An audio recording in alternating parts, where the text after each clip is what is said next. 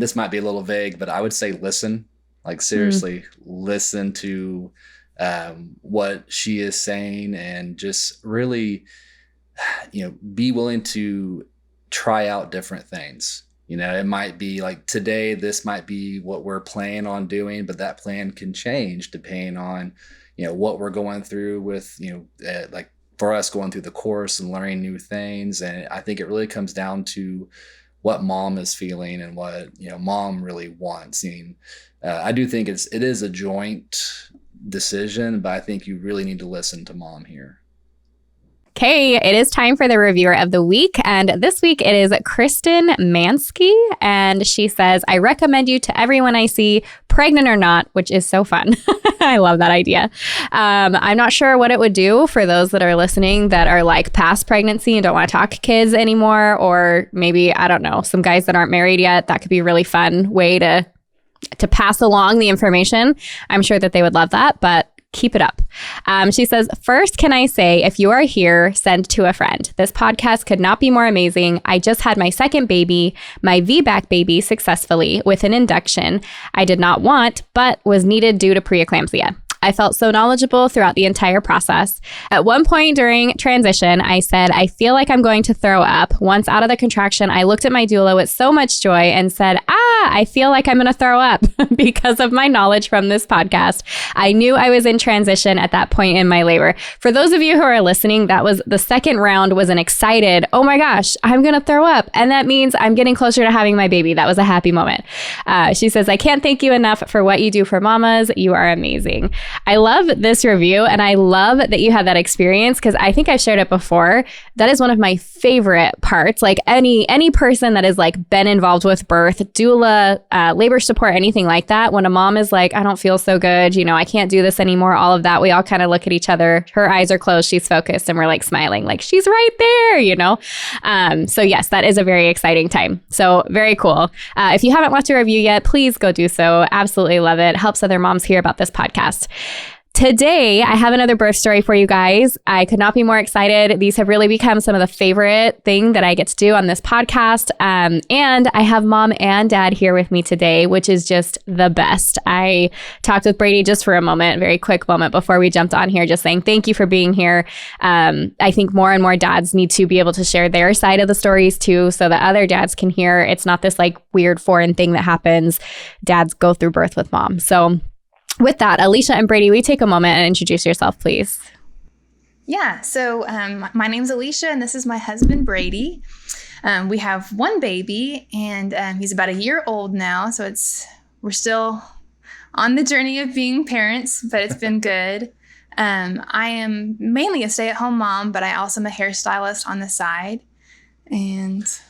Yeah, well, obviously I'm Brady, but I work for a local credit union here. I'm a VP over our risk management audit process, so been doing that for a while. But anyway, Alisha and I, got married back in May of 2020. Or March of 2020. Yeah, Sorry, March of 2020. I'm in trouble now. March of 2020, literally right before COVID hit. Wow. And so we were able to have our wedding, have our honeymoon, and then we came back right into COVID. So, yeah. It was great timing. Yeah, I was going to say, that's one thing that I haven't, like I've talked to a lot of moms who are like, I've gotten pregnant during COVID or, graduating seniors during COVID. Getting married during COVID is a new one. That's a new story. That's something for the books. Yeah. Oh my goodness. So yeah, tell me a little bit about what that was like. Like you get married and then how soon after were you talking baby and all of that kind of stuff? Or did you kind of put a pause on that because of the craziness of it? Well, we were going to wait a few years. Mm-hmm. I actually started hair school relatively soon after COVID. And we were still not planning to have kids yet. And it ended up just kind of happening on its own, which was awesome that we didn't have too much struggle with that. So we were like, super blessed and excited. But it was a little bit of a, direct, change course. Yeah. Anything you want to add? Trying to think right now off the top of my head. We went into this thinking, we're going to have a couple of years. And I'm trying to think how we decided to trying to remember. It just kind of happened. And the moment I thought, oh my gosh, I think I'm pregnant, I looked up podcasts, trying to learn and prepare, and found My Essential Birth and was like, you've got to start listening to this with me. And I love that. His reaction was kind of like, all right, you're like, we don't even know if you're pregnant yet. I was like, really? What? We got enough going on right now. I don't know if I want to do this. But yeah, we listened to a couple episodes. I was like, okay, that's pretty cool. And then when it came time to talk about purchasing the course and going through that, she definitely had me convinced. So we like, okay, let's do this. Let's do this together. So I do know, you were diagnosed with PCOS when you were 16 years old. Yeah. And so, she was on birth control that entire time, between that and before we got pregnant, over 12 years. Yeah, 12 years. And so we were doing some research, and she had decided to, let's get off of birth control. Let's see how long it's going to take, her body to adjust to that. The detox. To detox and go through that process. And it took about 6 months, I think. Yeah. For that to take place, and not long after that, we were pregnant. Yeah, that's amazing. Because with PCOS, so you're probably like gearing up for it. Could take me quite a bit of time. I could need help, and wow. Yeah, and we didn't want to wait. Once we were ready to start having kids, we didn't want to have to start that detox process, 2-3 years out, and then have another couple years before we actually got pregnant. So we were super excited that it worked out. Yeah. And we were charting. We were doing, going through the charting, and that was really powerful. That helped us out a lot. And we were actually able to pinpoint, here's literally the date of conception. And so going into doctor's office appointments, that was just a really, really powerful tool for us to have, and to be able to say, okay, here's where this is my due date. This is the due date right here. It's not changing. Yeah. And our baby boy Parker, he was literally born on the due date that we had marked. That's cool. Super cool. Yeah. That's awesome. It actually happened. He was born on Mother's Day, which was I have a baby that was too. That's awesome. That's pretty cool. I love that. Very cool. Yeah, he was born at 2 a.m, and so when we were in the hospital, it's like, okay, it's 11:45. I was like, let's hold off 15 more minutes, and then we passed that midnight. I was like, okay, cool. We're gonna have a Mother's Day baby. I love it. That's so fun. Okay, well, tell me a little bit about your pregnancy then, Alisha. It sounds like you knew right away that something was different. Yes. So what was that like? That's where charting was super empowering, because I knew my temperature went up, and I was like, I'm pretty sure. I was able to know what was normal for my cycle, and knew pretty quickly, hey, we've got a long 2 weeks ahead of us before we can test. Yeah. For moms that are listening, would you mind just really briefly giving an explanation of what you did for charting, what that is? Yeah. So it's under the umbrella of natural family planning, and there's different methods you can use. We did SymptoPro, which monitors lots of different symptoms. So you kind of have that certainty that you've got multiple sources that are all telling you the same thing of when you're fertile, when you're not fertile. And so with PCOS, it kind of just gave us that security blanket of knowing, okay, this is what's going on in my body. And it gives you so much knowledge. I would recommend everyone learning how to chart, just because you learn what's going on in your body, what's normal for you, what's not normal. And so that really gave us a lot of tools to be able to know what was going on. Right. Yeah, and she did so good with that. Like every morning she was waking up at like 6 o'clock on the dot, took her temperature. And I kind of was feeling a little bad for her, because every morning I was waking up at 6 o'clock, and I'm sitting here asleep the whole time. Her alarm might go off. I'm like, oh, it's time to do your temperature. Okay, I'm going to go back to sleep. Yeah. But it worked. It worked really well for us. So that's awesome. Okay, so tell me about your pregnancy. So when you were like, I think I'm pregnant, what were those first signs for you? So my temperature went up really quickly. Like, you don't think that like decimals is that big of a deal, but when you're charting, you're like, oh my gosh, my temperature went up 0.5 degrees. That's a big thing. Yeah. So that was a big indicator. And then also knowing, having about, 8 or 9 months of like history of charting and kind of knowing what was normal for me. And then having a pregnancy happen, I was able to know, like, okay, I normally don't have breast tenderness till after, or before. And that was one of my first symptoms. And I was like, this is not normal to be happening at ovulation. And it did not go away for a few weeks. And so that was my big, like, this isn't normal. And honestly, I think that was just the two things, my temperature and breast tenderness. And then in 2 weeks, we were able to take a test. And so it was pregnant right away. And I kind of nerded out on her. It's like, okay, we got your chart history here and your temperature's gone up. It's a percentage change of this. So, yeah, I think you probably are pregnant. I was, That's awesome. Doing data analysis. So, yeah, I was totally geeking out on that. That's fun. Yeah, that's awesome. So what was pregnancy like for you? Was it pretty straightforward? Did you have anything come up? Were you really nauseous the whole time? Like, what else did you deal with? So I had a pretty mild pregnancy. I never really got sick. I had just nausea that I just had to make sure I didn't have an empty stomach. So that was a blessing. Definitely didn't feel like I could complain to other pregnant moms because I was like, this is pretty easy compared to what a lot of people go through. The most difficult thing was towards the end. I was measuring pretty big.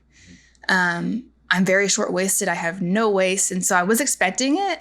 Even though they don't really agree with that, they say that doesn't really play into effect. But I was measuring 43 weeks at my last appointment. And my doctor said, you need to mentally prepare for a C-section.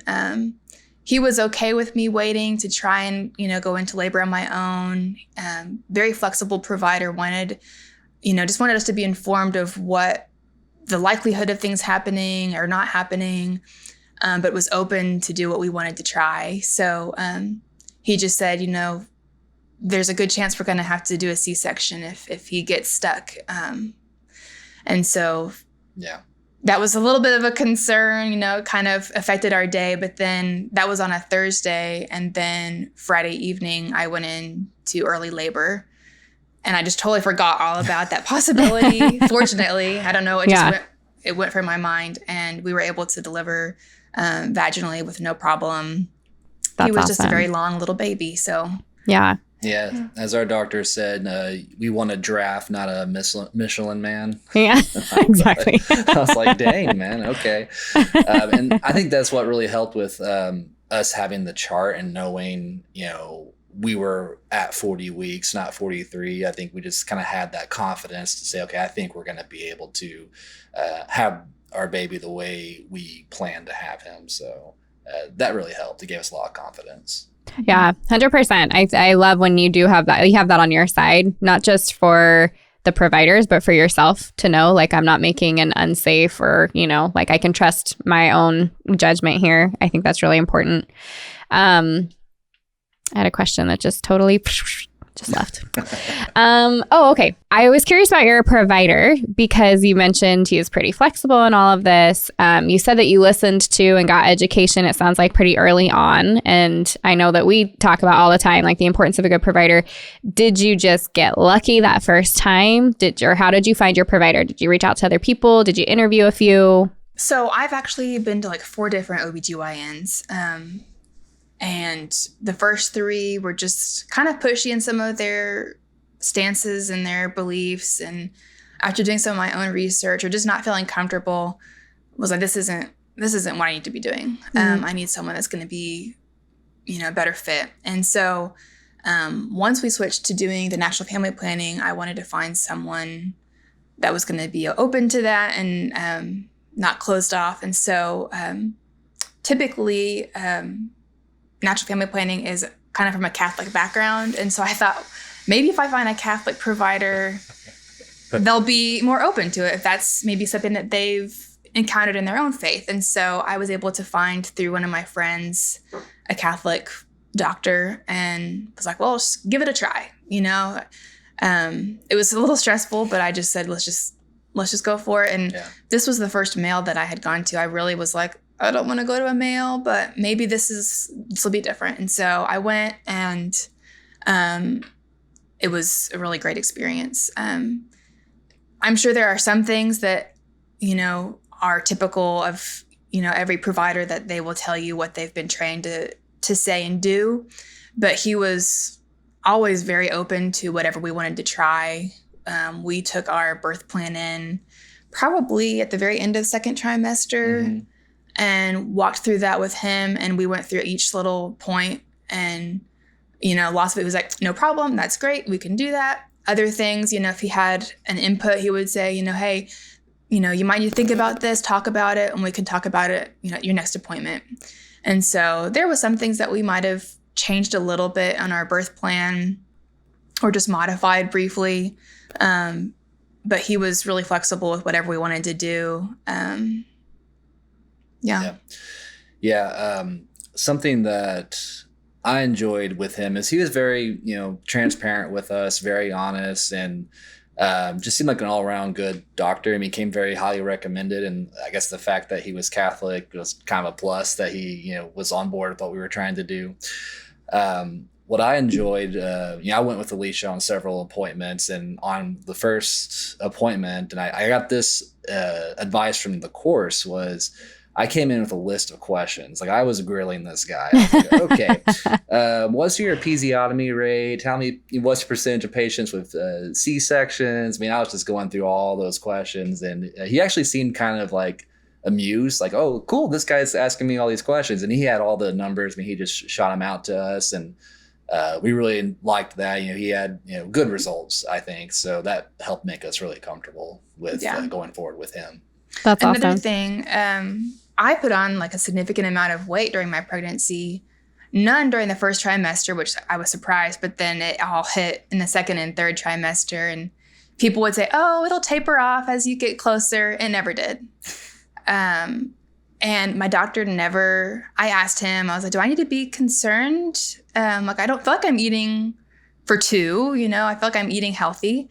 And he never gave me grief or anything about the weight gain. He's like, it's normal. Like, you're doing fine. And so that was really nice, because I've heard so many horror stories of doctors being so, kind of callous when it comes to those things, that it's just one more thing for a pregnant mom to have to worry about and stress about. So that was nice.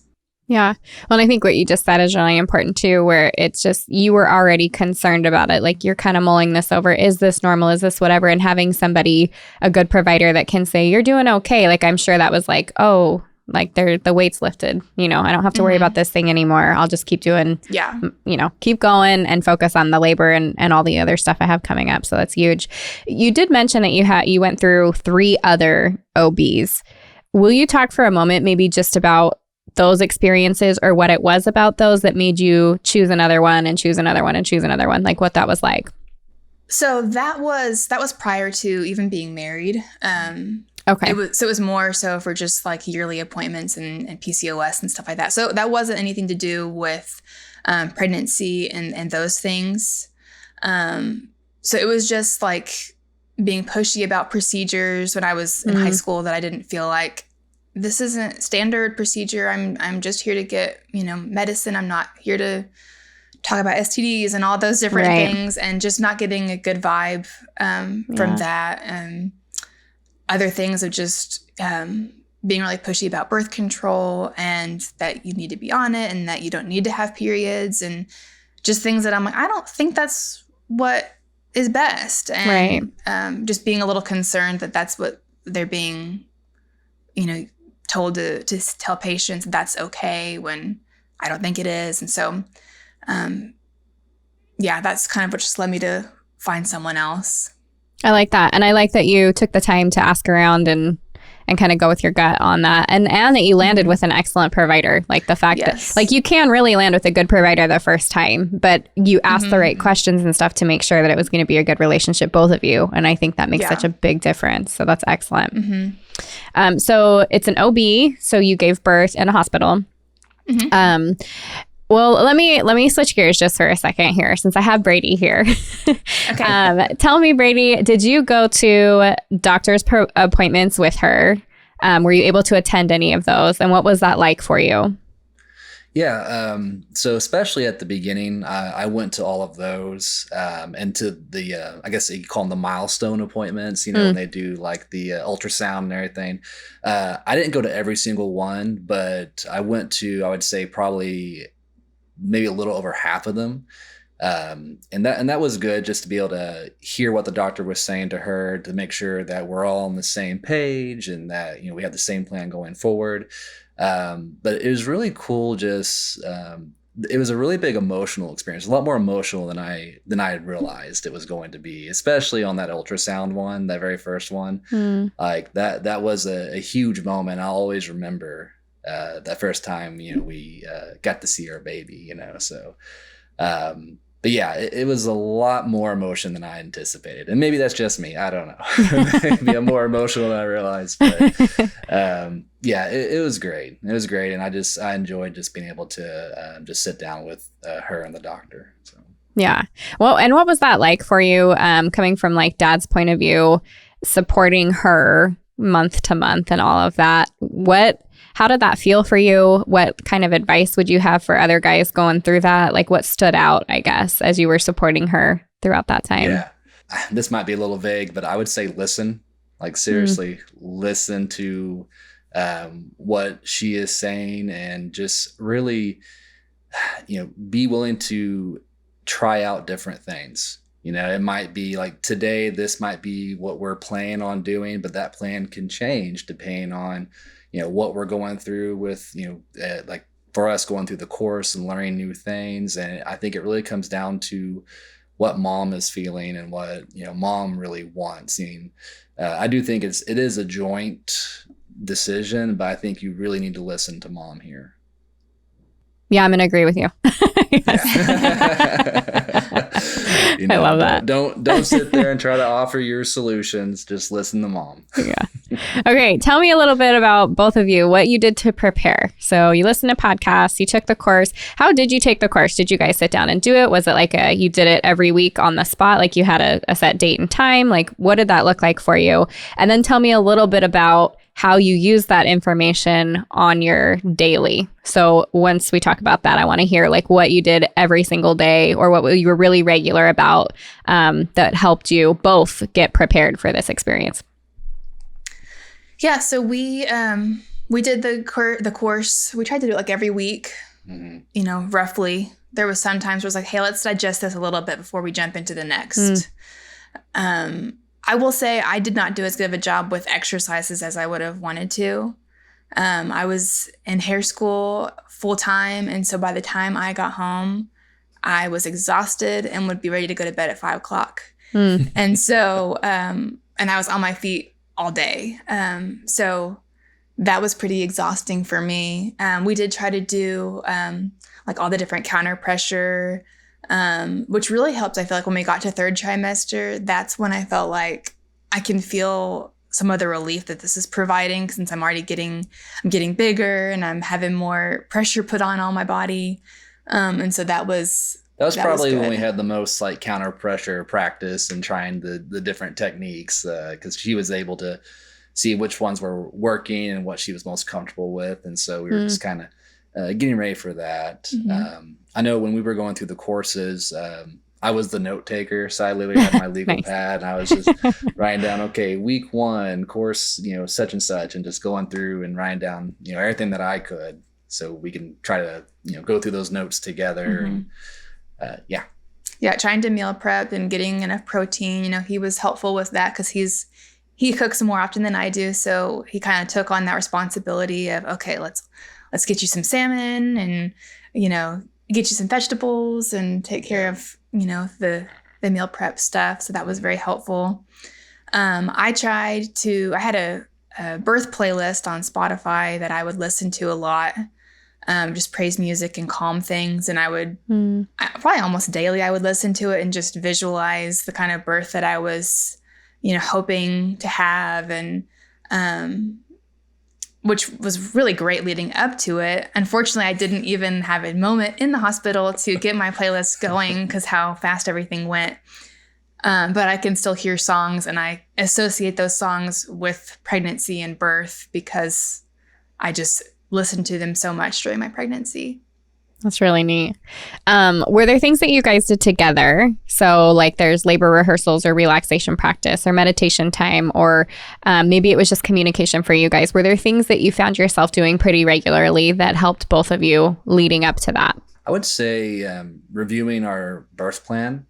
Just we probably went over it probably, I would say after the second trimester, probably weekly, we were just going through it and looking it over and talking about things. I don't know if we've mentioned this yet, but we really wanted to try to go unmedicated for the birth. And so just game planning for that. And talking about what that might be like and talking about the unknowns and just kind of game planning, this is what I think I'm going to want in that moment.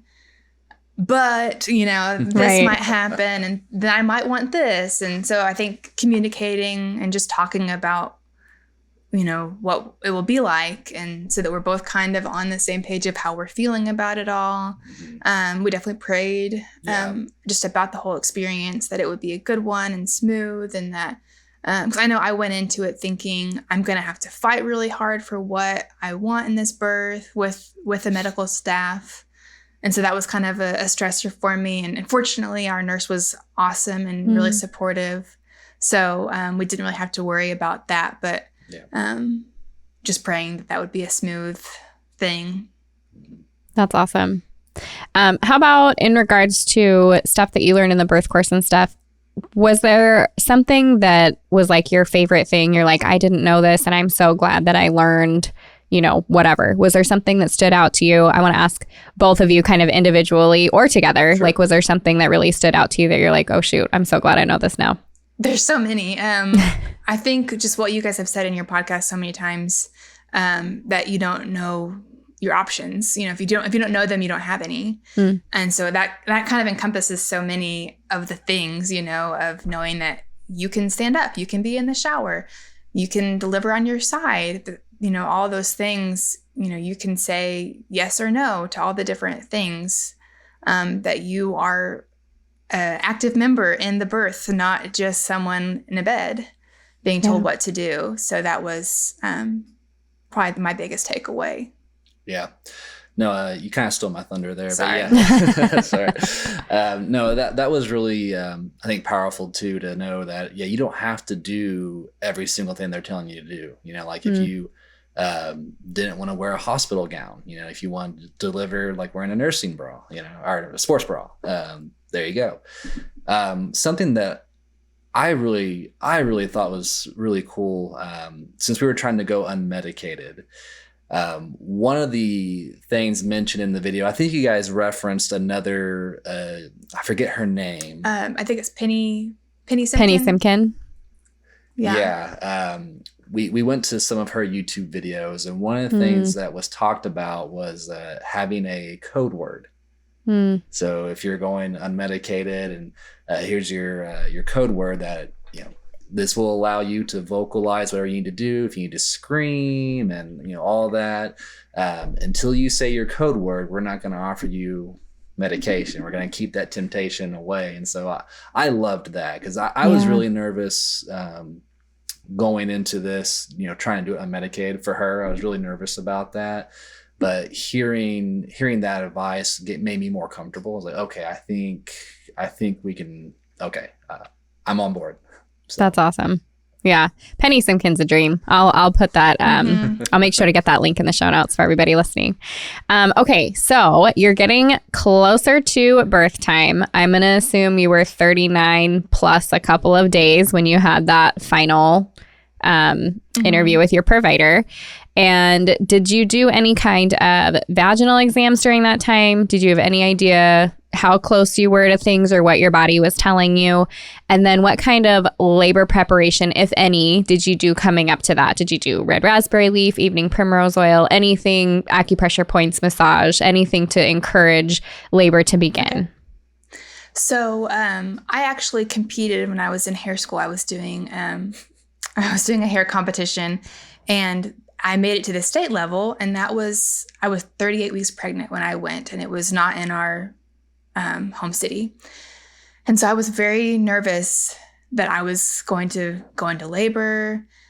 So I had them go ahead and do a cervical check at my 37-week appointment. And I was, I think I was maybe at a 1, but I was like 70% effaced. And so I was like, oh my gosh, I started researching like, what does that mean exactly? And, was worried that meant it was going to be really, soon.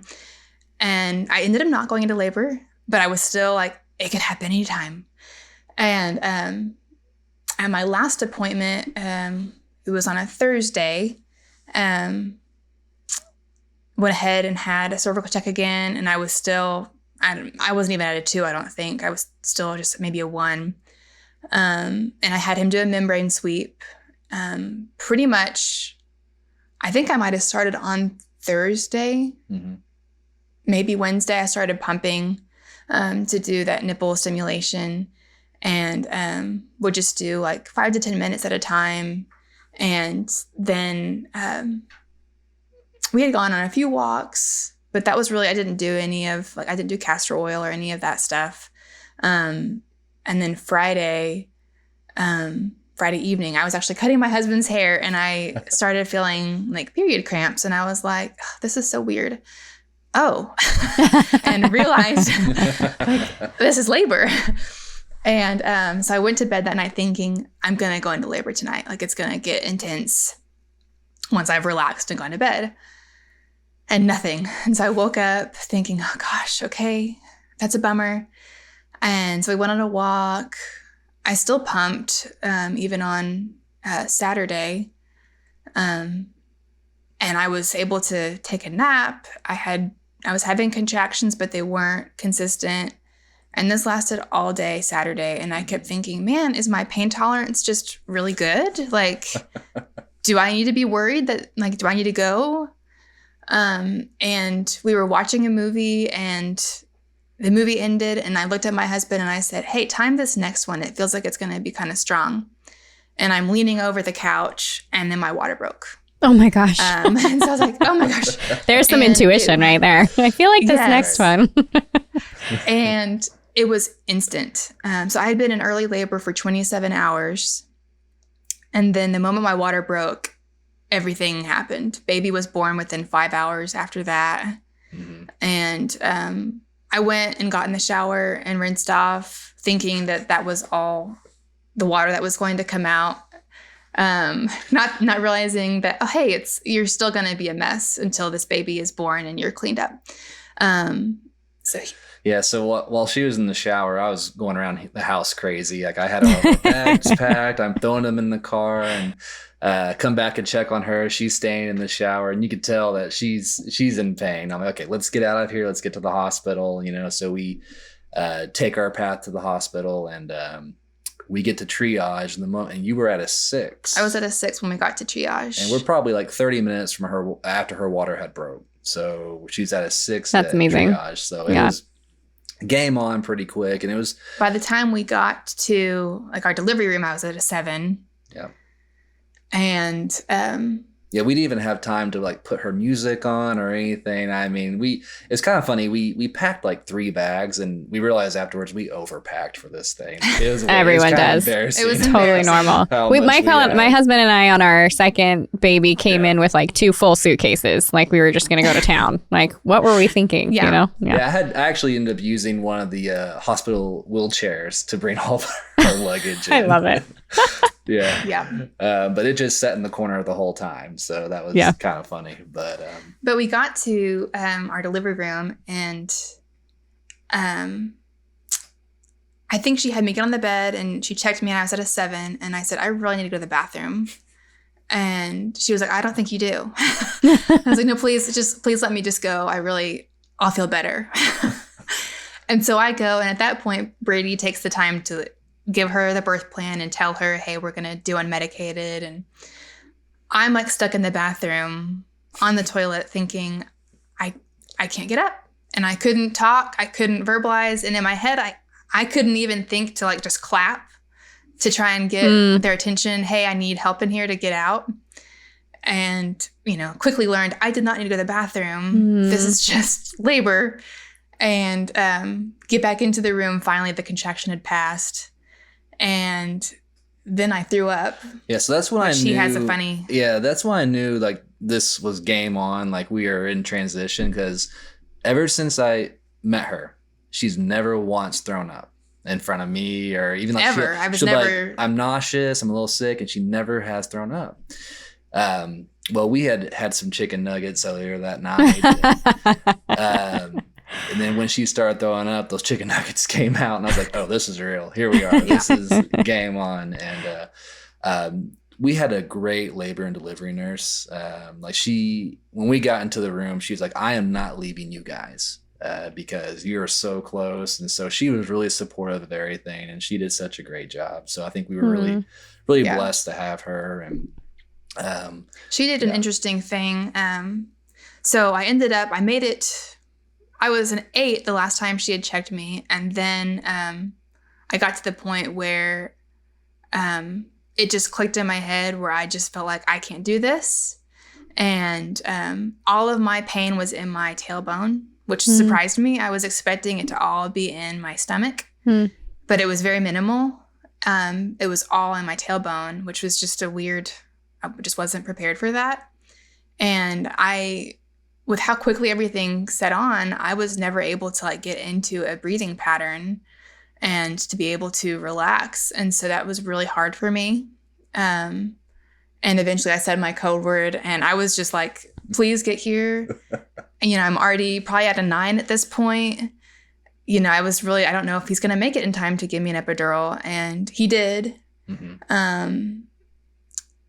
So what I told people is, when Alisha started vocalizing a lot of things, I did ask her, do you remember your code word? And she just looked at me straight in the face and said, yes, applesauce. The nurse looked at me and I was like, all right, game on, let's go. And I tell people, I was like, yeah, at that point, Alisha was kind of not in the room. Like she was dealing with mentally and emotionally, I was not there. But I was able to get her for just a few moments, just to, have that brief conversation. And then, the doctors came in and they were able to apply medication and everything.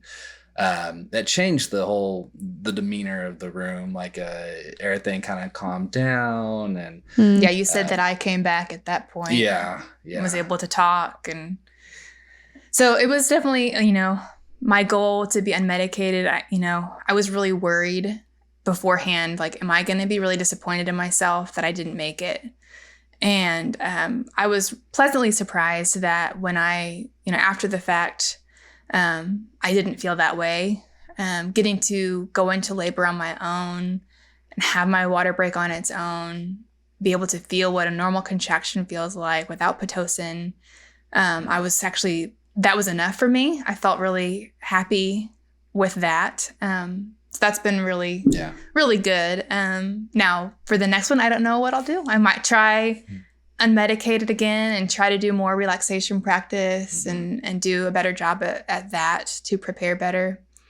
But it was pretty good. Our nurse did do a tug of war with us when we were doing labor, which was really great. Our baby was really high in my pelvis. And so just trying to get him to navigate down, I held onto a sheet and pulled it as she was, restraining it. And that helped a lot. Yeah. And you really wanted to be able to be on your left side when pushing. And so the nurse was able to let her be in bed and be on the left side. And while she was doing the tug of war, my job was to hold my hand underneath her right leg and kind of pull that up like towards the head of the bed. We probably did that for about an hour. And you have a funny story about that Yeah, well, we're doing this and I'm not really facing my husband. He's kind of over, on my other side. And the nurse at one point asks, "Are you doing okay?" to Brady. And in my head, I'm thinking, why would he not be okay? Like, I'm the one in the bed. And then I realize, it's because he's holding probably, 60 pounds of my leg. I've been holding his leg and trying to brace the bed with my other arm, and my shoulder started shaking. I'm like, yeah, my shoulder really hurts, guys. And they're like, nah, you can't say anything right now. Yeah, you're fine. You just shut up. Oh, that's funny. Okay, can I take it back just a little bit to the beginning here? So you said you had a good 27 hours where it was like super early onset of labor. So tell me a little bit. I know moms are going to be curious. You described them as period cramps. Did it continue on that way before your water broke, or how did it change? And with those contractions, were they spaced pretty far apart? How long were they lasting? What did that look like for you? So they felt just like period cramps in the beginning. I mean, it was in the front, that's why I didn't in the back, both in the front. In the front. And that's why I really didn't think like, oh, labor. It was just like, this is so weird. I'm having period cramps. Because it had been 9 months since I'd had one. So that's really what they felt like. But then I feel like, I don't remember exactly, but I feel like they didn't feel like period cramps as the time went on. They felt like this is a contraction, but they were mild. I feel like briefly on, the next morning, I felt like we were able to start getting into a pattern. We were using the app that you guys recommend. I can't think of what it's called right now. Full term. Yes. Yeah. We were using that to monitor them. And I was thinking, okay, cool. We're getting, they were about 5 minutes apart. But then it changed. And it was like, now it's 7 minutes apart. And so they were really sporadic. And I was able to take like an hour-long nap. And so I was like, I didn't wake up once. So I was like, these can't be that bad if I'm able to nap. My pain tolerance is really high. So yeah, I was getting frustrated because they weren't going anywhere, and I couldn't get a pattern established. And so I kind of took a break from trying to, monitor them because it wasn't telling me anything. And so, just trying to like keep myself preoccupied, watching, movies, going on a walk, going outside for a little bit, because I was just getting annoyed that nothing's happening and I'm not in much pain, but I can tell I'm in early labor. Like, when is this going to start going somewhere? Yeah. And I think another thing that was really important for us too is we didn't want to go to the hospital too early. That was some important advice that we got from the course. We just did not want to spend an entire day there to where they get to the point that says, "Hey, you're failing to progress." So right? Yeah. Okay, so early on, and you're kind of moving around the house, or sleeping, or walking around, or whatever. How were you dealing with those contractions? Were you breathing? Did you need Brady nearby you? They were easy.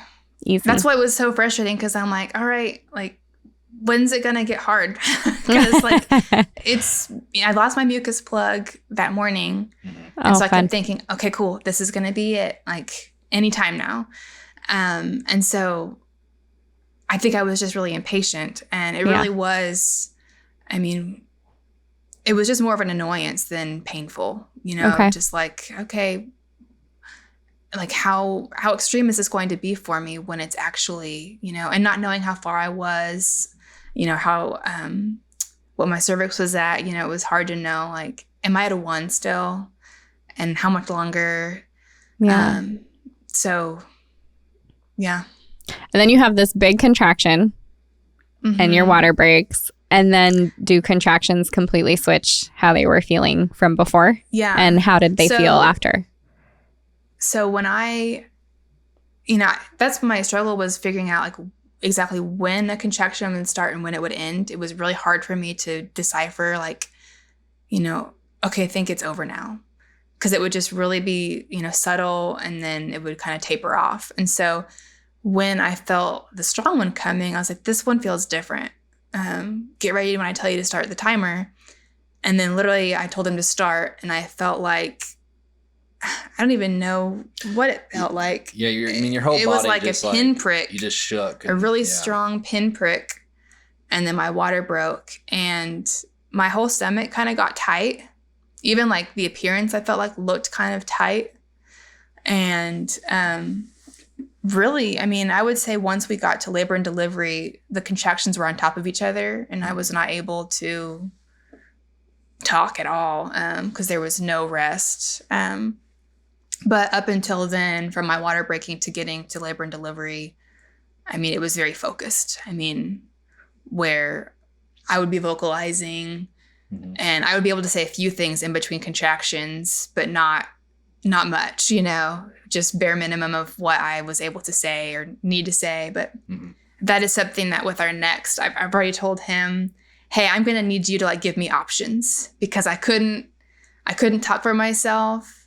And like one example, I was leaning over the hospital bed and I was like, I really wish this bed was a little bit higher up. I think it'd be more comfortable on my back since that's where I'm feeling all of the pain. But I couldn't get it out. Couldn't get it out, yeah. And so like, hey, you're just going to need to like shoot off some things, ask me questions that I can just, nod or shake my head. And now I know those beds can go up and down.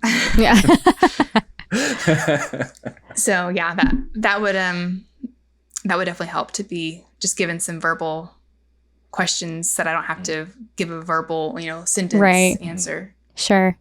And then Brady, how were you supporting her during that time? I mean, were you keeping track of contractions? Do you guys have any idea once the water broke how close they were together? It sounds like you said on top of each other, so pretty close. They were on top of each other right when the water broke. So we stopped tracking at that time. So we got her to the hospital and we got admitted to the room.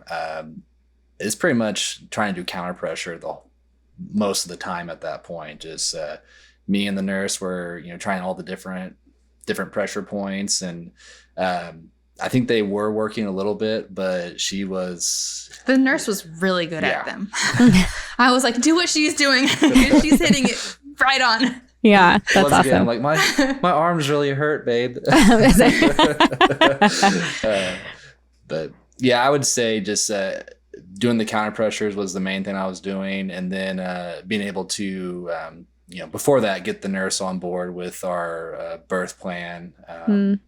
Well, one thing I'll add is on our birth plan, we didn't have like a lot of words. We did like visuals. A visual one? And I think that really helped in the moment, just to point to, okay, here's what we want to do. Yeah. Instead of trying to explain it all. Yeah, that's awesome. Okay, so you'd mentioned tailbone pain. I'm curious at all, was baby sunny side up? Were they just normal position? I was really concerned about that too, because I had heard that from your podcast, and but baby was fine. He was in a good position. He was really high up, surprisingly. He was like, I think at a 3 when we got to the hospital, even though I was already so far progressed. So yeah, he was fine. He was 22 inches long, so he was really a really long baby. He was 8 pounds, 14 ounces. So he was a big baby. Yeah. But there was no C-section was totally out the window. He came no problem. That's awesome. Okay, well, and then how did postpartum go? So like you did your tug of war. Did the birth go okay? Like no issues that way, no complications? Yeah, the birth went, pretty easy. I only had a 2nd-degree tear. The doctor, he did great. We were lucky too. Our doctor was a doctor on call that night. So yeah. Very cool. That helped a lot. Yeah. But yeah, things went really well. My sister's a lactation consultant, so I had, her on 24/7 call awesome. for any kind of nursing questions that I might have had. And that was, that's probably the most challenging, was just getting, the nursing to be figured out. But as far as like my healing and everything, it went really well. Just like the normal, getting used to the hormones changing and getting back to normal and figuring out what your body is trying to do. Those were kind of things that I already was expecting to happen that were just kind of a nuisance, but, time is just what you need to adjust. Yeah. And you mentioned too, Alisha, you said you were concerned about how you were going to feel about getting the epidural, but you didn't feel that way. Will you talk just for a moment kind of about that and maybe speak to other moms that may be worried about going through that as well during their labor? Yeah.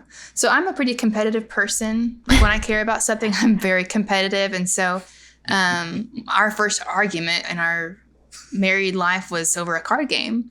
So, so when I care about something, I'm very like, this has got to be the way I want it to be. And so I was very concerned, you know, are you going to be really mad at yourself if you aren't able to handle it? And I feel like I have a pretty high pain tolerance. So I was like, you can do it. And I just wanted to prove it to myself. It wasn't really for anyone else. It was just like, I want to be able to say that I did it, you know, that I set the goal and that I made it. And, you know, I really, you know, he would, you know, say that he was concerned about how I was going to do and how I would treat myself, you know, depending on the outcome. And he would ask me, like, what are you going to do if you end up getting an epidural? Like, how are you going to handle that? And I remember saying, like, I don't know. Like, I'm probably going to be upset. And, you know. And I tried to reassure her. I was like, look, the people outside of this, they're not going to be concerned about that, you know, like the fact, you know, if we have a happy, healthy baby, that's really all that matters. And, you know, it's not a competition, you know, so I was trying to reassure her, you know, like no one cares if, you know, like it's okay. Like that's not what you're going to remember. Yeah. So I was just really glad that, you know, because the big fear was Pitocin and being induced and having a C-section. Those were like the big things. And I was like, I do not want any of that to happen. Yeah. And so, you know, being very fortunate that was not the birth that I had, that I was still able to, you know, be at home for a long time and experience my water breaking on its own and getting to know what real contractions feel like without, you know, having Pitocin pushed on you and being on their timeline instead of baby's timeline. So I think that was how I was able to, you know, give myself grace. I really didn't have to like coach myself down afterwards. It was just a natural like, hey, that was a good birth. Yeah. Good. I'm happy with how that happened. So. And now I'm like, babe, you went from being on the couch to a 9 in like 2 hours. That's huge. Yeah, that's a fast birth. Yes. Yeah. So now my fear is the next one would be a car delivery. Car baby. I'm like, please no. Oh. Okay. Well, thank you. This has been such a great time. I know women are just going to eat this up and hopefully dads too. Before you guys leave, will you take a moment and give your absolute best advice for moms and dads from both of your perspectives? Goodness. Like if you had to say one thing to moms that are listening, what would be the best advice you could give them? I would say like, do your research, do your homework, and find what's important to you.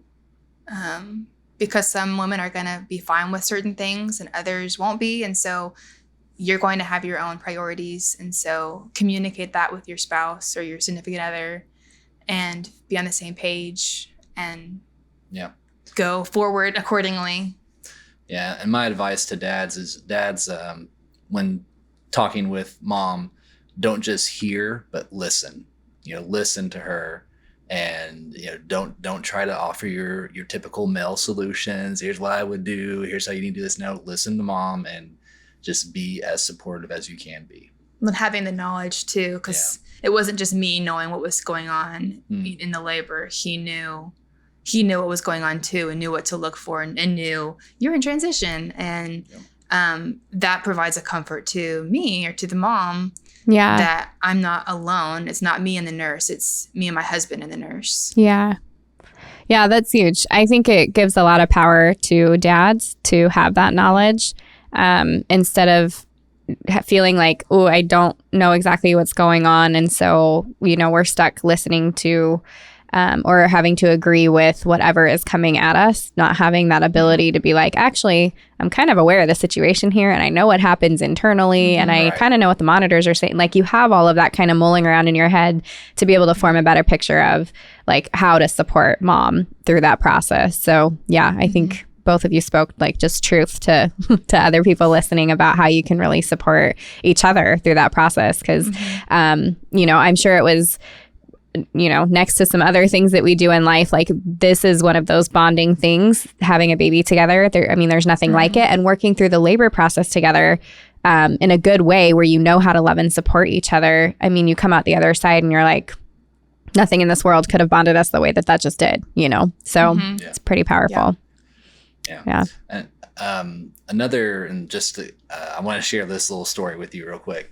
As we were going through labor, you know, one of the things the nurse had commented on, like, you know, the baby was starting to crown a little bit, and she was like, "Oh, he's got a lot of hair." And Alisha, you know, was like, "Oh, I want to see. Do you have a mirror?" I was undecided if I wanted to see anything.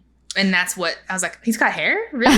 Yeah. I want to see that. And so she goes, do you have a mirror? And the nurse goes, "Oh, you want the mirror?" I'm expecting like the little, like a handheld. No, it's like this 6 foot tall wooden thing from 1985. They wheel it in. It's this big mirror. And oh my goodness. And anyway, it was just such I was like, well, babe, I guess you're getting to see it all too. Yeah. You didn't want to. Oh yeah. And it was super exciting. You know, it was super exciting to be able to just see the top of his head and everything. And so I just love that little part of it. That's cool. You know, it was so funny. It helped, you know, it was exciting to be like, oh my gosh, it's happening. Like he's almost here. Yeah. He's almost in my arms. Yeah. I think that was a big motivator for her too.